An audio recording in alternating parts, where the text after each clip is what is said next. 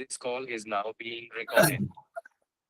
प्रजापतेन त्वदेतानन्यो विश्वा जातानि परिता बभूव यत्कामास्ते जुहुमस्तन्नो अस्तु वयं स्याम पदयोरयेणाम्। ओम शांति शांति शांति। ఓం సత్య ప్రకాశము అధ్యాత్మ సత్సంగానికి వచ్చేసినటువంటి వారందరికీ నమస్తే, స్వాగతం, సుస్వాగతం.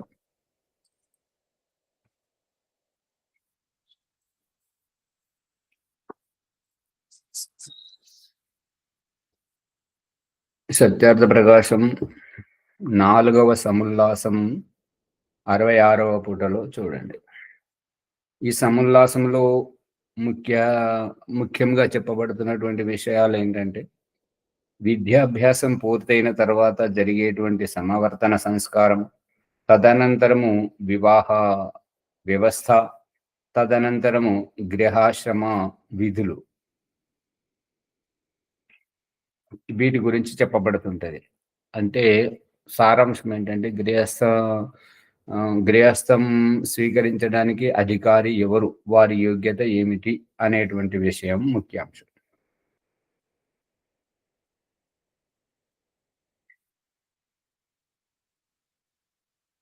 వేదానధీత్యా వేదౌ వా వేదం వా అపి యథాక్రమం అవిప్లుత బ్రహ్మచర్యో గృహాశ్రమ మా విషేత్ మనుస్మృతి.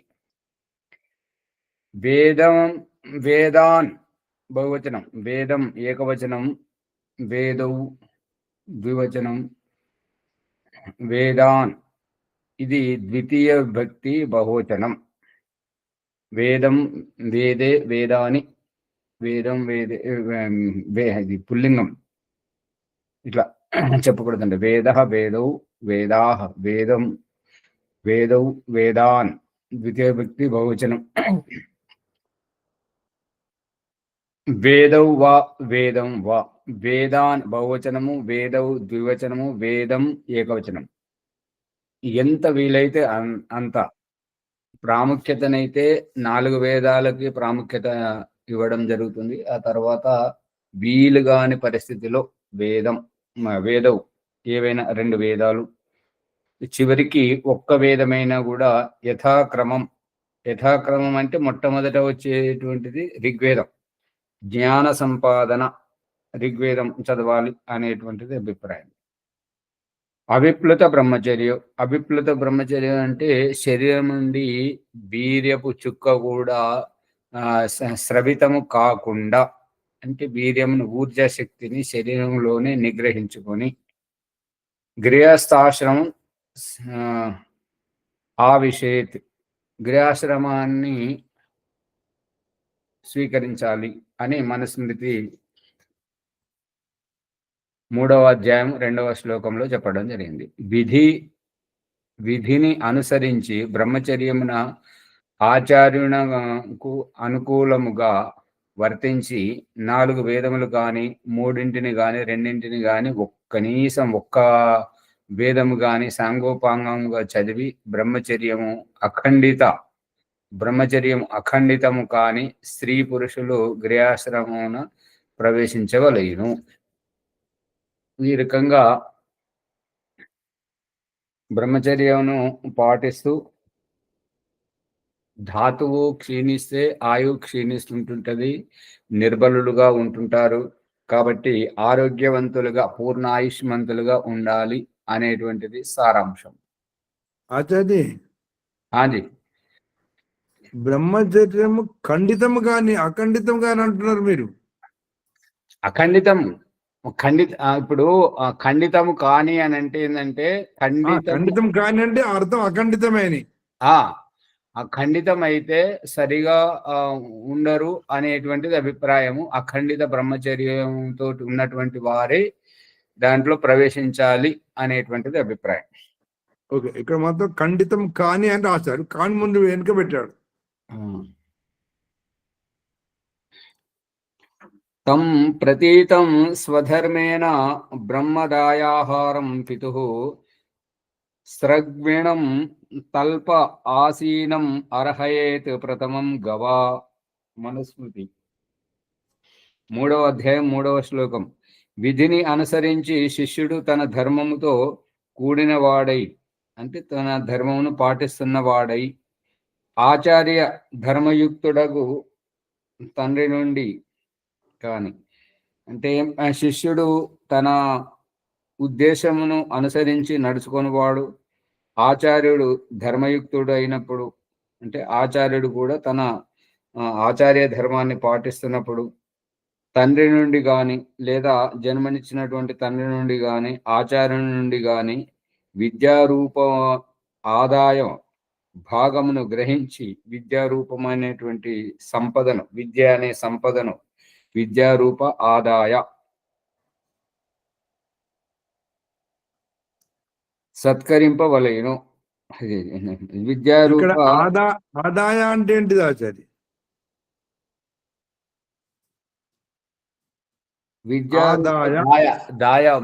దాయం అంటే ఇవ్వబడేటువంటిది. ఇప్పుడు దాయాదం అంటే ఏంటంటే వర్తించేటువంటిది. వారు ఇచ్చినా ఇవ్వకున్నా వారి కడుపున పుట్టారు, వారి వంశంలోకి వచ్చారు కాబట్టి వారికి సర్వాధికారాలు ఉంటాయి కాబట్టి వారికి వర్తిస్తుంటది అనేది దాయం. తండ్రి నుండి వచ్చినటువంటిది కానీ లేదా గురువు నుండి వచ్చినటువంటిది కానీ ఇది తప్పనిసరిగా స్వీకరించాలి అనేటువంటిది. విద్య రూప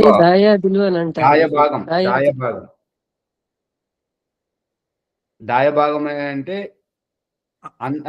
ఇవ్వబడేటువంటిది. ఆచార్య దాయాదులు అంటే మన వారికే అర్హత ఉందని చెప్పడమా? వారికే అర్హత ఉందని చెప్పడమా? వారికే వర్తిస్తుంటది. ఆ రకంగా గ్రహించి పుష్పమాలను ధరించుచు తన మంచము మీద కూర్చుండి ఉన్న ఆచార్యుని ప్రథమమున గోదానముతో సత్కరింపవలెను. ఇప్పుడు ఎప్పుడైతే విద్యాభ్యాసం పూర్తవుతుంటుందో స్నాతకుడైనప్పుడు అతడు గురువు ద్వారా విద్యను గ్రహించి పుష్పమాలను ధరించును. పుష్పమాల ధరించేది ఎప్పుడు అంటే స్నాతకుడు అయినప్పుడు పుష్పమాలను ధరించి స్నాతకుడై తన మంచము మీద కూర్చుండి ఉన్న ఆచార్యుని ప్రథమమున గోదానంతో సత్కరింపవలెను. గోదానం చేయాలి. అంటే గోదానం యొక్క ఉద్దేశం ఏంటి అని అంటే, ఒకవేళ నేను నా జీవితంలో స్థిరపడక అస్థిరపడి నీ వైపు చూడకుండా మీకు సేవ చేయలేకపోతే మీరు బాధపడకూడదు కాబట్టి ఈ యొక్క ఆవు మీ దగ్గర ఉంటే ఇది పాలిస్తుంటుంటది కాబట్టి ఈ పాలతోటైనా మీ నిర్వాహం జరుగుతుంటుంటది అనేటువంటి ఉద్దేశం గోదానం.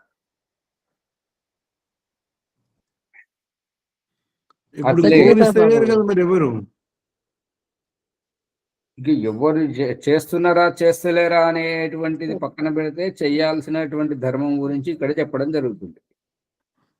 అందరూ చేయాలి అనేటువంటిది అభిప్రాయం. అన్నిటి మూలం శ్రేష్టం అని చెప్పి డబ్బు ఇస్తున్నారు. అదే అజ్ఞానం కదా. ధనం ఖర్చు అయిపోతుంటది కానీ ఆవుకు సేవ చేస్తే ఇక తన సంతానం వస్తుంటుంటది, పాలు పెరుగుతోటి మన పాలన పోషణ చేస్తుంటది కదా. అందుకని అట్లే లక్షణయుక్తుడగు విద్యార్థిని కూడా కన్యాజనకుడు గోదానముతో సత్కరింపవలెను. కన్యాజనకుడు అంటే కూతురు పుట్టినవాడు గోదానంతో సత్కరించాలి. అట్లే లక్షణయుక్తుడగు, అటువంటి అంటే ఏ రకమైతే పురుషునికి లక్షణాలు చెప్పడం జరిగిందో అవే లక్షణాలతో కూడినటువంటి విద్యార్థిని అంటే స్త్రీ కూడా కన్యాజనకుడు అంటే ఆ కన్యను కన్నటువంటి తండ్రి, కన్యాజనకుడు గోదానముతో సత్కరింపవలెను. ఎవరిని? గురువును. అమ్మాయికి చదువు చెప్పినటువంటి గురువును గోదానంతో సత్కరించాలని చెప్తున్నారు.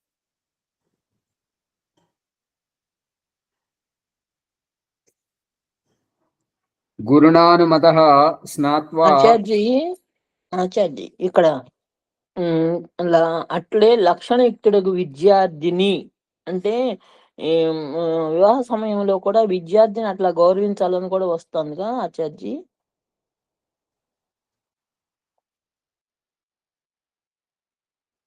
అంతే అమ్మగారు.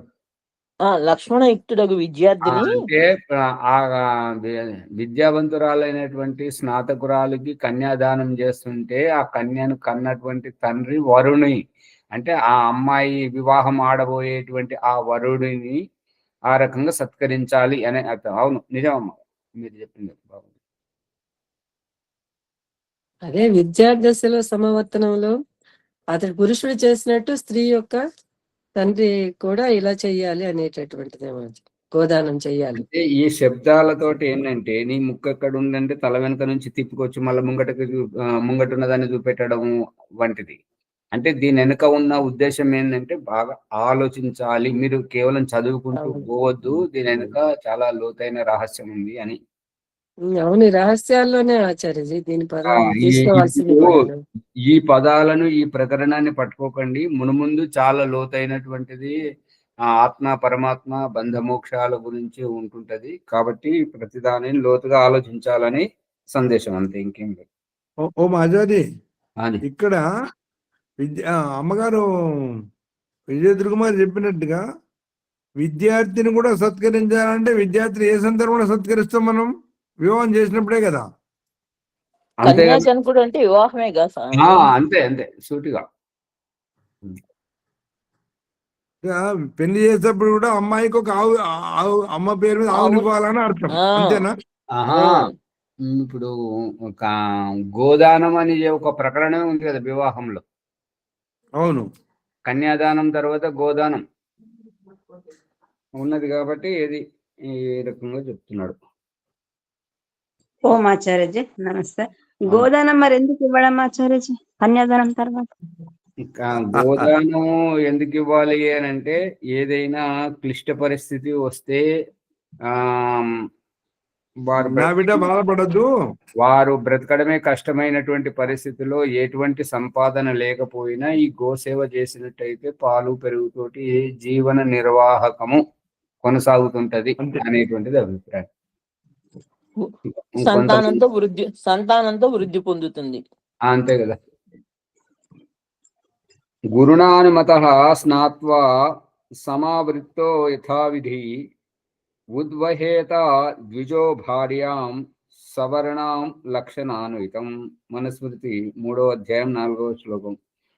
గురువు యొక్క ఆజ్ఞతో స్నానమనర్చి, గురువును అతోటి ఆజ్ఞ తీసుకొని స్నానం గావించి గురుకులం నుండి అనుక్రమ పూర్వకముగా వచ్చి బ్రాహ్మణుడు, క్షత్రుడు, వైశ్యుడు తన వర్ణమునకు తగిన సుందరియు లక్షణయుక్తమునగు కన్యను వివాహమాడవలెను.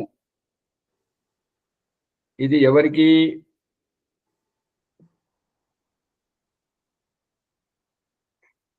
మనుష్య మాత్రుల అందరికీ. శూద్రునికి ఇది వర్తించదు అని కాదు, అందరికీ వర్తిస్తుంటది. శూద్రుడు పేరెందుకు తీసుకోలేదు అని అంటే, వీరు ప్రముఖంగా ఆచరణలో ఉంటుంటారు, బుద్ధితోటి ఆలోచిస్తుంటారు, ఆచరణలో ఉంటుంటారు. శూద్రుడు అతనికి బుద్ధి సరిగా పనిచేయదు, ఎంత చదివించినా చదువు రాదు. అటువంటి అతను శూద్రుడు అనబడుతుంటాడు. కాబట్టి అతన్ని పరిగణనలోకి తీసుకోలేదు, అంతవరకే. గాని శూద్రుడుకు వర్తించదు, వివాహం శూద్రుడికి వర్తించదు అని కాదు. వివాహము అతని వంశం కూడా నిలవాలి కదా, అందు గురించి అందరికీ వర్తిస్తుంటది. అలాంటప్పుడు ఇక్కడ రావడంలో తప్పు లేదు కదా మరి ఆచార్య. ఇప్పుడు రాస్తే ఎలా ఉంటుంటది అని అంటే తప్పనిసరి అవుతుంటది. కానీ అతని పురుషార్థంలో తప్పనిసరి తనము లేదు కదా. నేను ఇది చెయ్యాలి అనేటువంటి ఆలోచన కనుక ఉంటే అతడు శూద్రుడు ఎందుకు అవుతాడు? ఏదో ఒక కులానికి వస్తాడు, అంతే కదా. అట్లా గురుకులానికి అందరూ అర్హులే కనుక గురుకులం తర్వాత ఆయన ఆజ్ఞతోటి ఉమ్, ఇట్లా లక్షణమైన స్నానం వచ్చి లక్షణమైన లక్షణయుక్త కన్యను వివాహం ఆడవాలని నిర్ణయించారు. అవును. అసపిండ అసపిండా చ యా మాతుః అసగోత్రా చ యా పితుః సా ప్రశస్తా ద్విజాతీనాం దారకర్మణి మైథుని. మనుస్మృతి 3వ అధ్యాయం 5వ శ్లోకం. తల్లి కులములో 6 తరములకును తండ్రి కులమునకు గోత్రమునకు సంబంధం లేని కన్యను వివాహమాడుట ఉచితం. సమాన గోత్రములు చేయకూడదన్నాడు. అసగోత్ర అంటే సగోత్ర అసగోత్ర, మాతుహు అసగోత్ర. ఇక్కడ ఏంటంటే తండ్రి గోత్రములో తల్లి గోత్రములో వివాహము 6 తరముల వరకు విడిచిపెట్టాలి. ఇప్పుడు చెప్పడం జరుగుతుంది ఏంటంటే అటు 7 తరాలు ఇటు 7 తరాలు అని. కానీ వ్యవహారంలో మాత్రం అక్క కూతురునే చేసుకోవడం, లేదంటే అక్క కూతురు చేసుకుంటే ఆస్తి పోతుందని, ఆస్తి పోతుందని, ఇంకా అది మేనమామ కూతురును చేసుకోవడం ఇంత దగ్గరగా చేసుకుంటారో ఆచార్య ఇక్కడ ఈ దుస్థితి ఎందుకు వచ్చిందంటూ సమాజానికి? చెప్పేవాళ్ళు లేకనా చెప్పేవాళ్ళు ఉండి తప్పుతో పట్టిస్తుంటారు. దీని వల్ల ఏంటంటే అక్క గురించి తెలుసు, మేనమామ గురించి తెలుసు, వాళ్ళ స్వభావం తెలుసు, మన గురించి వారికి తెలుసు, వారి గురించి మనకు తెలుసు. ఇంత మంచి మనస్తత్వంలోకి వేరే వాళ్ళు రావడం, మనము ముక్కుమొహం తెలియని వాళ్ళింటికి పోవడం, ఇది వారి మధ్యలో ఉన్నటువంటి పరస్పరం ప్రేమను నిరంతరంగా కొనసాగించాలనేటువంటి అభిప్రాయం కావచ్చు. ఇక గుణవంతులు ఆ రకంగా ఉండడం కావచ్చు. ఇక మరొకటి ఇక ఆస్తుల గురించి అయితే కాకపోవచ్చు.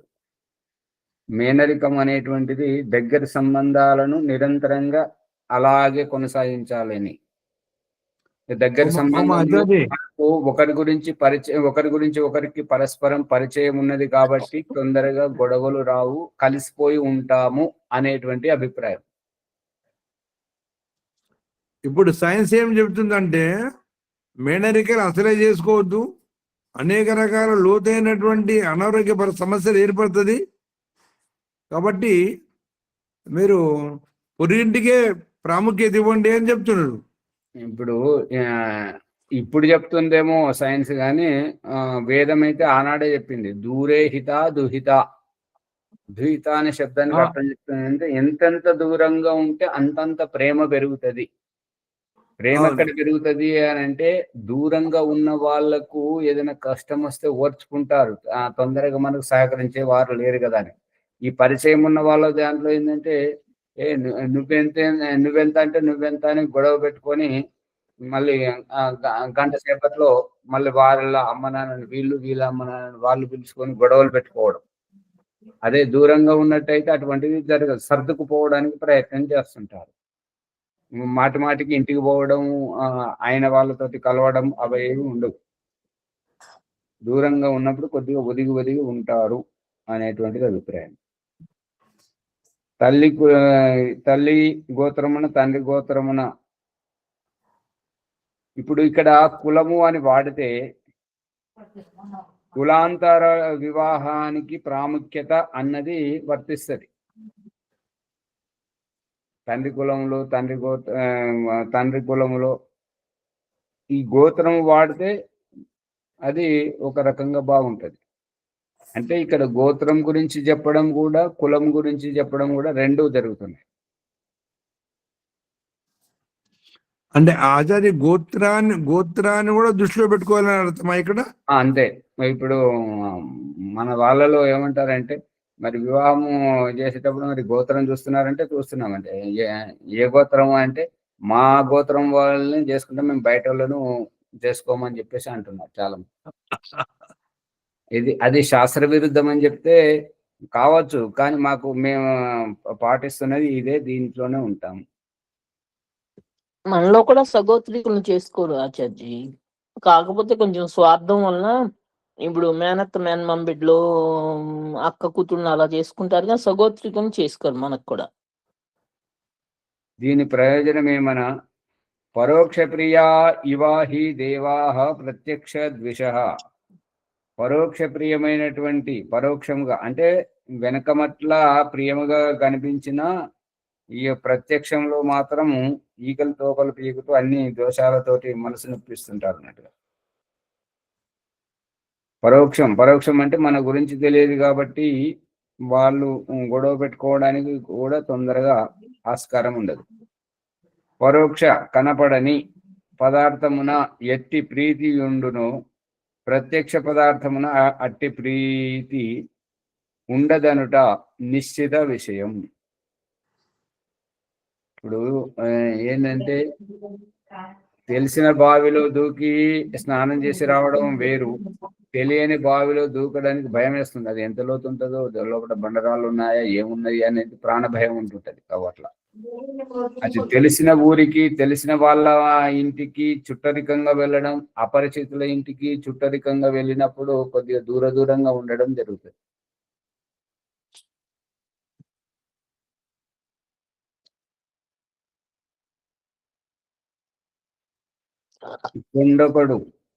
కొండొకడు పట్టిక బెల్లము గుణములు విని దానిని తిననంత కాలము అతని మనస్సు ఆ బెల్లమునందే లగ్నమై ఉండును. మేము చిన్నగా ఉన్నప్పుడు ఓం ప్రకాష్ బాల్యంలో ఒకటి ఘటన ఏంటంటే, సెలవు రోజు మధ్యాహ్నం తర్వాత అట్లా ఆడుకుంటూ ఉండగా ఏంటంటే నగువోతు మిశ్రిని తినుకుంటూ ఆడుకున్నాను. మా పక్కింటి అబ్బాయి, మా చిన్ననాన్న కొడుకు అవుతుంటాడు. అతను ఏమన్నాడంటే, నాకు కావాలంటే నువ్వు ఎవరు తెచ్చుకోపో, మీ ఇంట్లోకి వెళ్ళి డబ్బులు తెచ్చుకొని కొనుక్కొచ్చుకో అని చెప్తే, అతనికి ఇక్కడికి వెళ్ళి ఏంటంటే నవ్వుతూ అనుకుంటూ పోయిండు. దుకాణం కాడికి పోయిన తర్వాత మర్చిపోయాడు అనమాట. ఆ దుకాణంలో ఆయనకి డబ్బులు ఇచ్చి ఏమన్నాడండి, ఏం కావాలి నీకు అని అంటే, దుబాన బెల్లం పోటే పడవు అని. అయితే అతను కత్తి తీసుకొని వేసి ఎంత పొడుస్తారా అనగానే ఒకటే ఉడికొచ్చాడు. అంటే నవ్వుతూ అన్నదాకా అటు మర్చిపోయింది అన్నట్టుగా ఆ ఘటన. అది ఇప్పటికి గుర్తుండిపోయింది. మాచారి ఏమన్నాడు ఆ బాబు? అంటే నవ్వుతూ తినుకుంటూ ఆడుకుంటున్నాం అందరం. ఆడుకుంటుంటే అతనికి ఇంకా కావాలంటే మీ ఇంట్లోకి వెళ్ళి డబ్బులు తెచ్చుకొని నువ్వు కూడా కొనుక్కొచ్చుకో అని చెప్పేసి అనేసరికి అతను ఇంట్లోకి పోయి డబ్బులు తీసుకొని దుకాణంలోకి పోయాడు. ఏంటిదంటే నవ్వుతూ అని చెప్పాడు. దుకాణం దగ్గర దాకా నవ్వుతూ అనుకుంటూ పోయిండు. దుకాణంలోకి పోయిన తర్వాత ముందున్న వాళ్ళకి సామాన్ ఇచ్చేసరికి ఇతని వంతు వచ్చేసరికి ఆ దుకాణంలో ఏదైతే అనుకుంటూ వచ్చినా మర్చిపోయిన సరికి అంటే డబ్బులు ఇవ్వాలని డబ్బులు ఇచ్చాను. మరి ఏం కావాలి ఈ డబ్బులు అంటే, దువ్వాన నవ్వు అది బెల్లం పోటు పొడువు అని అన్నాడు. అంటే అతను కత్తి తీసుకొచ్చి ఏంటి ఆచార్య, అది అర్థం కాలేదు. ఏంటది నవ్వు అంటే మిశ్రీ, పట్టిక బెల్లం. అదే పట్టిక బెల్లాన్ని అంటారు అనుకుంటండి.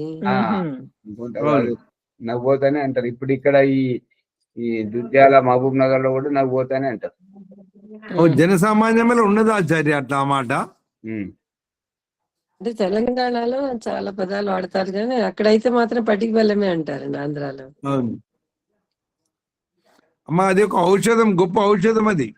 కొండొక పట్టిక బెల్లము గుణములు విని దానిని తిననంత కాలం అతని మనస్సు ఆ బెల్లమునందే లగ్నమే ఉండను. ఆ పట్టిక బెల్లమే కర్మ.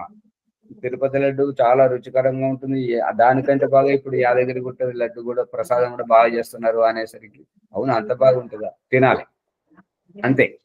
ఎప్పుడైతే మనకు అది దాని గురించి తెలుస్తుంటామో అది పొందే వరకు దాని గురించి ఆసక్తి అనేటువంటిది ఉంటుంది. అది పొందిన తర్వాత అది పోతుంది, ఆసక్తి పోతుంటుంది.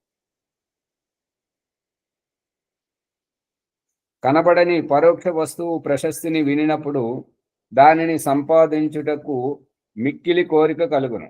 అట్లే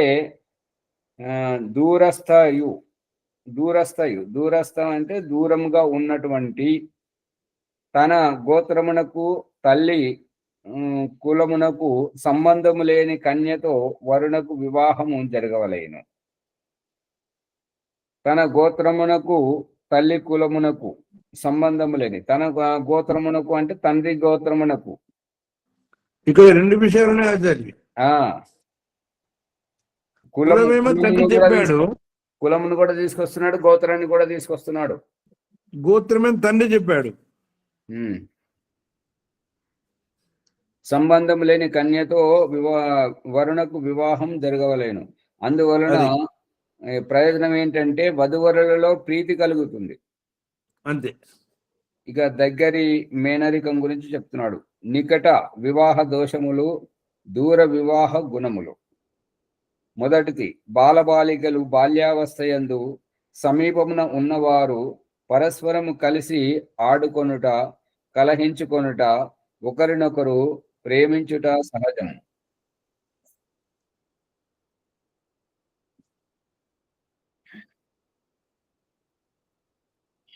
ఈ బాల్యంలో ఉన్నప్పుడు ఆడుకోవడం, కొట్లాడుకోవడం, ప్రేమించుకోవడం ఇవన్నీ జరుగుతుంటాయి. ఈ విధంగా ఒండరులు అంటే ఒకరికొకరు గుణదోషములను, స్వభావమును, చిన్నతనమున చేయు విపరీత ఆచరణములను తెలుసుకుందరు. ఇక చిన్నప్పటి నుంచి కలిసి ఆడుకోవడం, నవ్వడం, తుల్లడం, కొట్టుకోవడం, ఏడవడం అన్నీ జరుగుతుంటాయి. కాబట్టి ఒకరి గురించి ఒకరికి అన్ని తెలిసి ఉంటుంటాయి. కాబట్టి ఒకరినొకరు నగ్నంగా చూచుటయు తటస్థించును. అట్టి వారికి పరస్పరం వివాహం జరిగిన వారిలో ఎన్నడూ ప్రేమ కలగజాలదు. ఇప్పుడు కొన్ని దేశాలలో జనసంఖ్య తగ్గిపోవడం వల్ల అక్కడ ప్రమాదము ఏర్పడింది.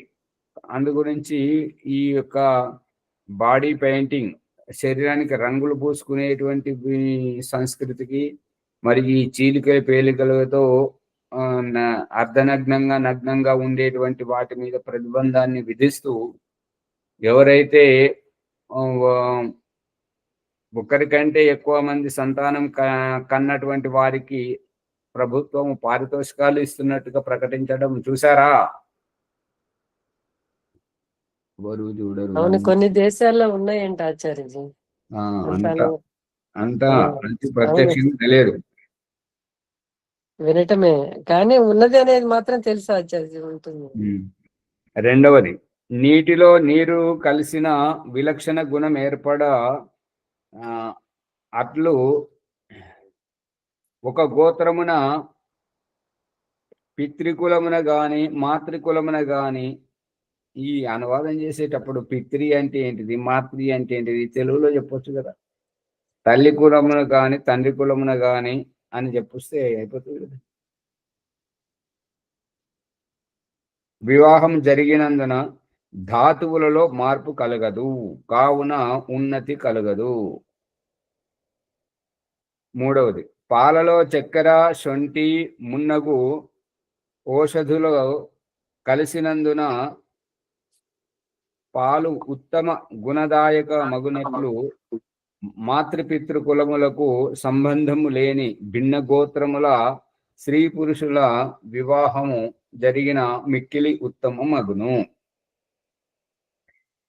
ఈ నీళ్లలో నీళ్లు కలిసినప్పుడు దాంట్లో ప్రత్యక్ష విలక్షణ గుణము ఏమీ ఏర్పడదు, ఒకే రకంగా ఉంటుంటది. అదే విధంగా పాలలో చక్కెర కలిసినప్పుడు పాల స్వభావం ఒకటి, చక్కెర స్వభావం ఒకటి, శొంఠి స్వభావం ఒకటి, ఈ రకంగా వేరువేరుగా ఏవైతే కలుపుతుంటామో విరుద్ధ గుణధర్మాలతోటి దాని స్వభావం మారిపోతుంటది. కాబట్టి ఉత్తమ పాలు ఉత్తమ గుణదాయక మగునట్లు మాతృ పితృ కులములకు అంటే తల్లిదండ్రుల కులములకు సంబంధము లేని భిన్న గోత్రముల, ఇప్పుడు చూడండి, మీది ఏ కులం? పెళ్లి చూపులకు పోయినప్పుడు వాళ్ళ కులం ఏం కులములు వాళ్ళు అని అంటుంటారు. ఇప్పుడు ఇక్కడ చెప్తున్నటువంటిది ఏంటంటే తల్లి కులం కానీ తండ్రి కులం కానీ కులాంతర వివాహాలకు ప్రాముఖ్యత, వసుధైవ కుటుంబకం అనేటువంటి దృష్టికోణంతో అందరూ సమానులే అనేటువంటి భావజాలంతో మేము మా కులంలోనే చేసుకున్నాం, బయట వాళ్ళు మాకు వద్దు, కులం గాలంలో చేసుకున్నారని చెప్పేసి చిన్న చూపు చూస్తుంటారు, ఇంటికి రానివ్వరు అని చెప్పేసి అంటుంటారు.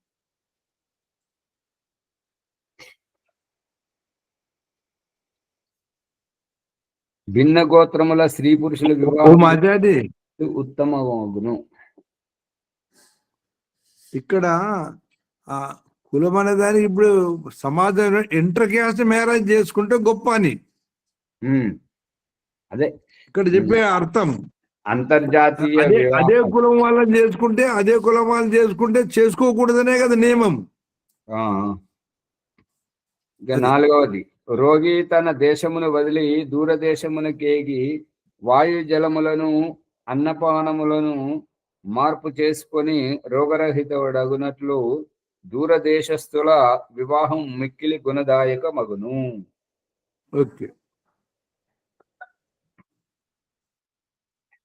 రోగి ఏ అనారోగ్యంతో అయినా సరే తన ఇంటి నుంచి వైద్యుని దగ్గరికి పోయినప్పుడు భిన్న ప్రదేశము, భిన్న భావజాలము, భిన్న పదార్థముల సేవనతోటి రోగాన్ని నయం చేసుకుంటున్నట్టుగా ఈ దూరదేశస్థుల వివాహము మిక్కిలి గుణదాయకం అవుతుంది. 5వది, సమీప సంబంధము వలన ఒకరికొకరు సమీపమున ఉందురు కావున పరస్పరము సుఖ దుఃఖముల నెరుగుట, పరస్పర విరోధం ఏర్పడుటయు సంభవం. ఇక దగ్గరి సంబంధం వలన ఒకరికొకరు సమీపమున ఉందురు కావున పరస్పరం సుఖ దుఃఖములను ఎరుగుట, పరస్పర విరోధం ఏర్పడుటయు సంభవం. ఈ దగ్గర సంబంధాలు చేసుకుంటే ఏంటంటే మింగలేక కక్కలేక ఓర్చుకున్నటువంటి వారికి దుఃఖము, తెగించిన వారికేమో ఇక దానికి అద్దు అదుపు ఏమి ఉండదు అన్నట్టుగా. అందు గురించి ఇక్కడ సంబంధాలు చెడిపోతాయి అనేది అభిప్రాయం. దూరదేశమున కొట్లాటే వస్తాయి ఆచారి, రోజు కొట్లాట్లే వస్తాయి. అదే మరి నువ్వెంత అంటే నువ్వెంత, ఇప్పుడు ఏమనంటే మా అమ్మగారి కురుకుతాం, అమ్మగారు ఇంటి గురికే తర్వాత ఇప్పుడు ఏంటంటే పిల్లలు తొందరపడి తెలిసి తెలియక ఏదైనా చేస్తే ఇదేనా మీ అమ్మ నేర్పింది, ఈ యుగరమైనా నేర్చుకొని వచ్చావు ఇక్కడికి అని చెప్పేసి ఎక్కడికో పోతుంటాయి. నువ్వు మా అమ్మ నాన్న అంటావా, ఏమి మొదలు పెడుతుంది. 6వది, దూర సంబంధము వలన దూరదేశమున నుండు మనుషులతోనూ పదార్థములతోనూ సంబంధము సులభముగా కలుగును.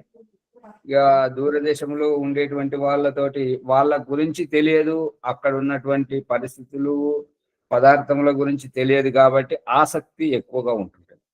నికట సంబంధం వలన అట్టి లాభము కలగదు. ఇక దగ్గర సంబంధములతోటి అటువంటి లాభం ఏమి ఉండదు. దుహిత దుర్హిత దూరే హిత భవతి, నిరుక్త వచనం. ఈ ఏమంటానంటే దుహిత దుర్హిత దూరే హిత భవతి. ఈ దుహిత అంటే దుహిత అనగా కన్యకు దూరదేశస్థ వ్యక్తితో వివాహము చేసినందున హితము కలుగును కావుననే కన్యను దుహిత అని అందురు. దూరమున నుండి హితము చేయునది అని దుహిత పదమునకు అర్థము. సమీప సంబంధమున అట్టి హితము కలుగదు. ఇప్పుడు ఏంటంటే దగ్గర సంబంధాలు చేసుకుంటే పోయి అక్కను తిట్టాల్సినప్పుడు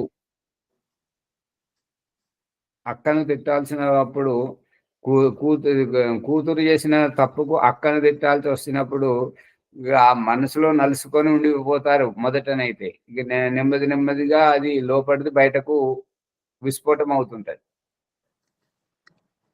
ఆ రకంగా ఈ దగ్గర సంబంధాలతోటి అటువంటి గొడవలు వస్తుంటాయి. 7వ లాభం, సమీప వివాహము వలన కన్య యొక్క తల్లిదండ్రుల కులమున దారిద్ర్యము కలుగుటయు సంభవం. దగ్గరి వివాహం చేసుకోవడం వల్ల తల్లిదండ్రుల కులమున దారిద్ర్యం కలుగుతుందంట. కన్య తన పుట్టినింటికి వెళ్ళినప్పుడు ఆమెకు ఏదో ఇచ్చి పంపవలసిన స్థితి.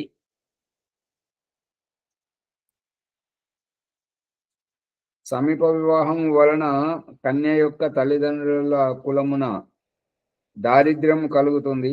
కన్య తన పుట్టింటికి వెళ్ళినప్పుడు ఆమెకి ఏదో ఇచ్చి పంపవలసిన స్థితి తల్లిదండ్రులకు కలుగును. సమీపమున ఉండుట వలన పుట్టిన ఇంటికి బహు పర్యాయములు పోకలు జరుగుట సులభం.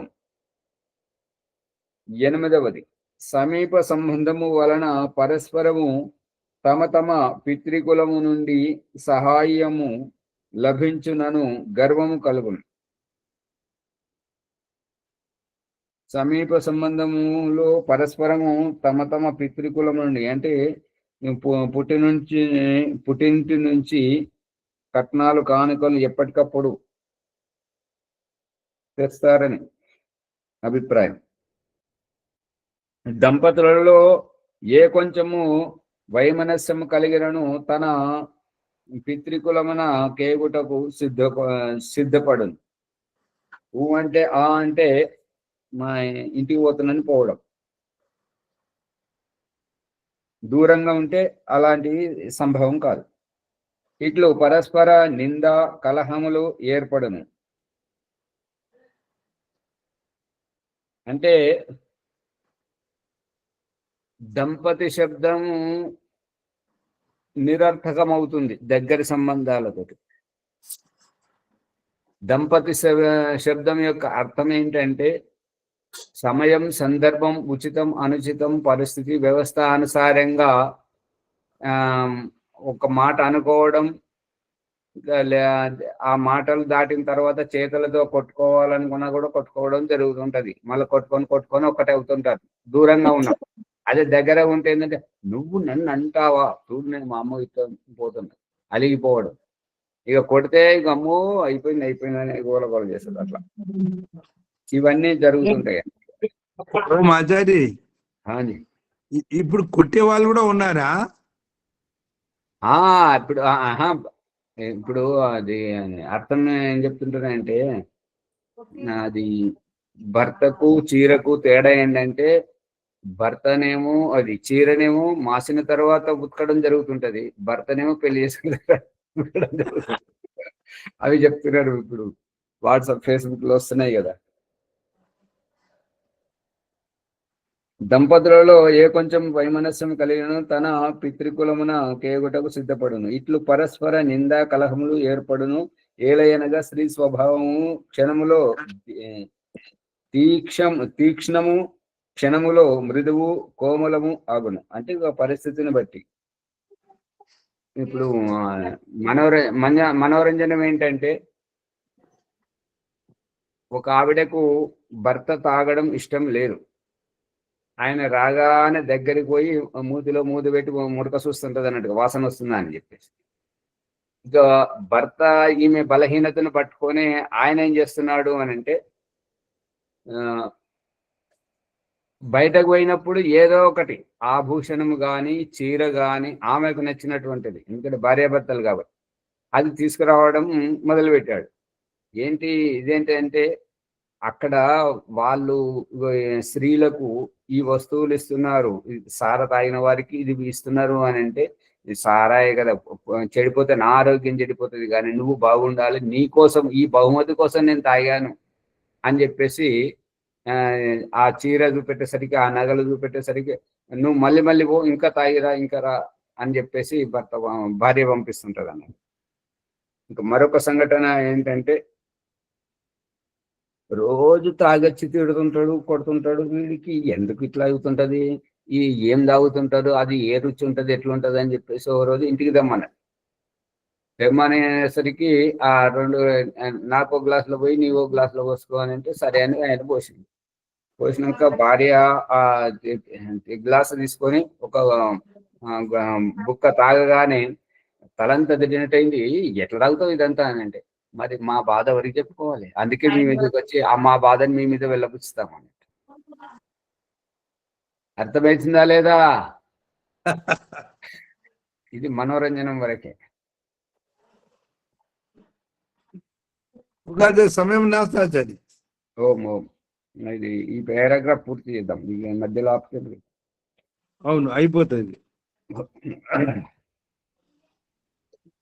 ఆమె మా స్వభావము అప్పుడే కోమలంగా అవుతుంటది, అప్పుడే తీక్ష్ణం అవుతుంటది, అప్పుడే మధురంగా ఉంటుంటది, అప్పుడే మహా కోపిష్టి అవుతుంటది. కాబట్టి ఇట్టి కారణముల వలన పితృగోత్రమునను మాతృగోత్ర కులమున 6 తరముల వరకును సంబంధము వివాహం చేసుకొనటం మంచిది కాదు. అట 6 తరాలు, ఇట 6 తరాలు, అటు 7 తరాలు, ఇటు 7 తరాలు చూసి చేసుకోవడం మంచిది అని అభిప్రాయం. ఆగే నమస్తే ఆచార్య. నమస్తే ఆచార్య ఓం గారికి ధన్యవాదములు. హాజీ పునీజీ బోలియే. ఓం. ఒక పేద అంటారు మా వేద ధర్మముని. ఓం. సమయం ఉంటే చెప్పండి. ఓం. సమయం ఉంటే చెప్పండి. వేద ధర్మముని సమయం ఒక పాట అయిపోయిందండి. పాడతారు. సమయం అయిపోయింది. చాలా సంతోషం. తర్వాత ఈ సంధ్యోపాసన అయిపోయిన తర్వాత మునిగారు ముందుకు తీసుకెళ్ళండి. ఓం. ఆచార్య ఓం గారి ధన్యవాదములు. ఈరోజు సత్యప్రకాశము సత్సంగం లోపల 4వ సముల్లాసాన్ని ప్రారంభించుకున్నాము. ఈ 4వ సముల్లాసం లోపల మనం తెలుసుకున్నది ఏంటంటే, విద్యార్థులు గురుకులం చదువుకోవాలి, తల్లిదండ్రులు గురుకులం చదువుకోవాలి. తర్వాత తండ్రి కులము అంటే ఆచార్య కులము అని ఒక నియమం చెప్పారు. 7 సంవత్సరాలు దాటిన తర్వాత అందరు కూడా గురుకులం చదువుకోవాలని. అప్పుడు ఈ కాన్వెంట్ స్కూల్స్ లేవు, అందరు కూడా గురుకులాన్ని చదువుకోవడం విద్యార్థులు, గొప్ప విద్యార్థులు. తర్వాత విద్య పూర్తయిన తర్వాత ముందు అడుగు ఏమి వేయాలా, వివాహానికి ఏ విధంగా వెళ్ళాలా, దాని గురించి లోతుగా అర్థం చెప్పించుకున్నాము. తర్వాత వివాహం ఎటువంటి వాళ్ళతో వివాహం చేసుకోవాలి. తర్వాత తండ్రి వైపున 7 తరాలు, తల్లి వైపున 7 తరాల వాళ్ళ తర్వాత వాళ్ళని చేసుకోవాలి. దగ్గర సంబంధం చేసుకోవచ్చు, దూరము ఉన్నటువంటి సంబంధం చేసుకోవాలి, దూరం దేశంలో వాళ్ళు చేసుకోవాలి. నీళ్ళలో నీళ్లు కలిసి మార్పు రాదు, నీళ్ళలో పాలు కలిసి మార్పు వస్తుంది. ఆ విధంగా అనేక ఉదాహరణలు చెప్తున్నారు. వారికి రోజుకు అర్థం చెప్పేది వారికి ధన్యవాదములు. ఇంకా మీరు ప్రత్యేకంగా ఈ ఎపిసోడ్ను లైక్ చేయండి, షేర్ చేయండి, సబ్స్క్రైబ్ చేయండి. పక్కన ఉండి గంట సమయాన్ని గట్టిగా నొక్కి మీరు 1-2 సార్లు మళ్ళీ వినాలి. వింటూ ఉంటే సంస్కారాలు పెరుగుతాయి. ఈరోజు వైదిక సంధ్యోపాసన భాగ్యలక్ష్మి గారమ్మా, బాలరాజు గారు. ఓకే. కొత్త బ్యాచ్ బాలరాజు గారు వైదిక సంధ్యోపాసన చేయించని ప్రార్థన. ఓం.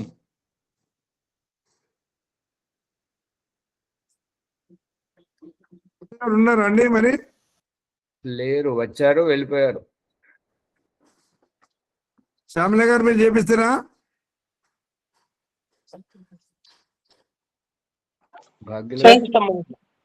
చేస్తారా?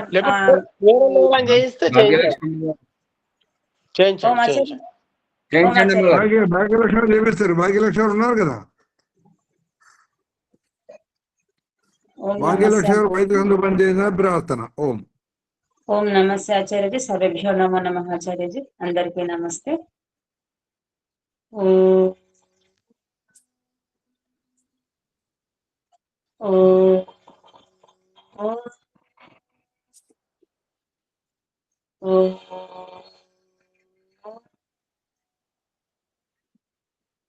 అథ వైదిక బ్రహ్మ సందేహము. ఓం అమృతోపస్తరణమసి స్వాహా. ఓం అమృత అపిధానమసి స్వాహా. ఓం సత్యం యశః శ్రీర్మయి శ్రీః శ్రయతాం స్వాహా. ఓం షణ్ణో దేవీరభిష్టయా आपो भवन्तु पीतये शिन्योरभिस्रवन्तु नः।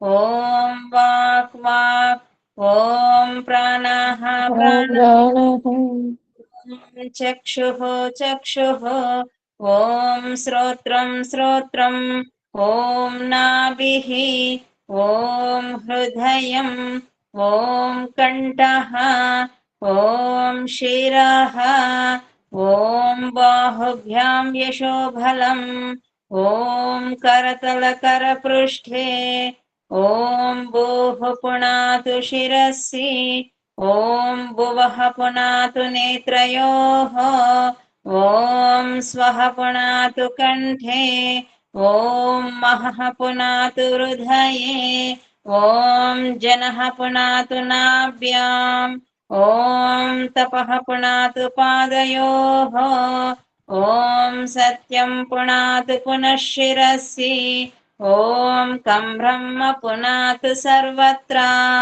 ॐ भूः ॐ भुवः ॐ स्वाहा ॐ महः ॐ जनः ॐ तपः ॐ सत्यम् ॐ मृतं च सत्यं चाभिधातपसोऽध्यजायत ततो रात्र्या जायत ततः समुद्रो अर्णवः ॐ समुद्रादर्णवादधि संवत्सरो अजायत अहोरात्राणि विदधदिश्वस्य मिषतो वशि ॐ सूर्या चन्द्रमसौ दाता यथा पूर्वमकल्पयत् दिवं च पृथिवीं च अन्तरिक्षमतो स्वः ॐ षण्णो देवीरभिष्टया आपो भवन्तु पीतये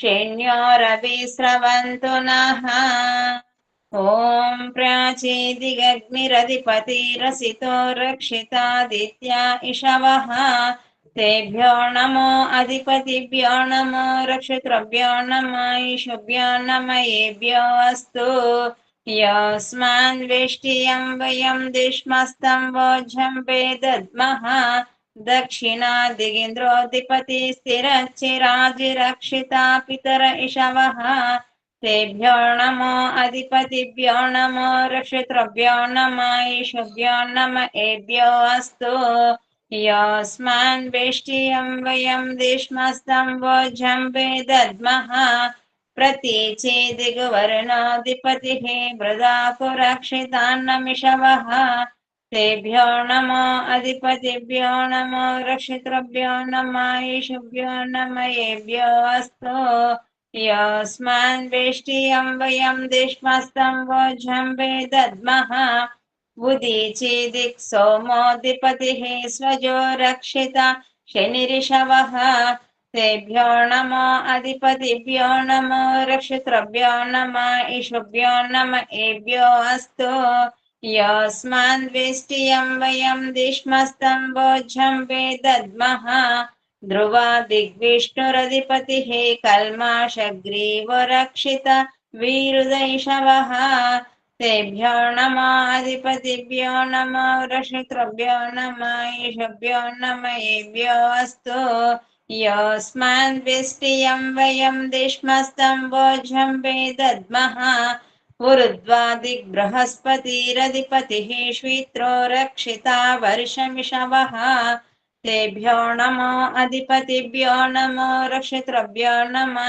ईशुभ्यो नम एभ्यो अस्तु यस्मान् वेष्टियं वयं दिश्मस्तं वोझं वेदद्मः ॐ जातवेदसे सुनवामा सोममरातीयतो निदहाति वेदः स नः पर्षदति दुर्गानि विश्वा नावेव सिन्धुं दुरितात्यग्निः चित्रं देवानामुदगादनीकं चक्ष्मुर्मित्रस्य वर्णस्याग्नेः आप्राध्या वा पृथिवी अन्तरिक्षं सूर्य आत्मा जगतस्तुषच्च उदुत्यं जातवेदसं देवं वहन्ति केतवः दृश्ये विश्वाय सूर्यम् उद्वयं तमसस्परिस्वः पश्यन्त उत्तरं देवं देवात्र सूर्यमगन्म ज्योतिरुत्तमम् तच्चक्षुर्देवहितं पुरस्ताचक्रमुच्चरत् पश्येम शरदशतं जीवेम शरदशतं शृणुयाम शरदशतं प्रब्रवाम शरदशतं अदीनस्याम शरदः शतं भूयश्च शरदः शतात्। ॐ शन्नो देवीरविष्टया आपो भवन्तु पीतये शन्योरभिस्रवन्तु नः। ॐ भूर्भुवः स्वः तत्सवितुर्वरेण्यं भर्गो देवस्य धीमहि धियो यो नः प्रचोदयात्। हे रक्षक सच्चिदानंद स्वरूप జగతుత్పాదక దేవ నీ దివ్య విజ్ఞాన స్వరూపం మేము నిత్యము ఉపాసింతుము. మాకు సద్బుద్ధులు నెచ్చి సత్కర్మంలో ఆచరించినట్లు అనుగ్రహింపుము స్వామి. హే పరమేశ్వర దయానిధి, మీ కృప వల్ల జపో ఉపాసనాది కర్మములను చేస్తున్న మేము ధర్మ అర్థ కామ మరియు మోక్షముల సిద్ధిని సత్వరంగా ప్రాప్తించుకొందుముగాక. ఓం నమః శంభవాయ చ మయో భవాయ చ నమః శంకరాయ చ మయస్కరాయ చ నమః శివాయ చ శివతరాయ చ. ఓం శన్నో దేవీరవిష్టయా आपो भवन्तु पीतये शन्योरभिस्रवन्तु नः. ॐ शान्ति शान्तिः इति वैदिक ब्रह्म आचार्य जी. ओम नमः से आचार्य जी. सर्वेभ्यः नमो नमः आचार्य जी. शांति पाठ करो आचार्य. ओम देव शांतिरंतरिक्षम शांति पृथ्वी शांति आपा शांति ओषधे शांति वनस्पति शांति विश्वे देवा शांति ब्रह्म शांति सर्वं शांति शांतिरेव शांति सामा शांतिरेधि. ओम शांति शांति शांति. नमస్తే आचार्य శ్రీబి నమః. ఇప్పుడు దేవమణి గారు ఒక పాట వినిపిస్తారంట. ఓం ప్రణవమణి గారు ఆచార్య అందరికి నమస్తే, ధన్యవాదములు. వినపడుతున్నదా? ఓం వినపడలేదు.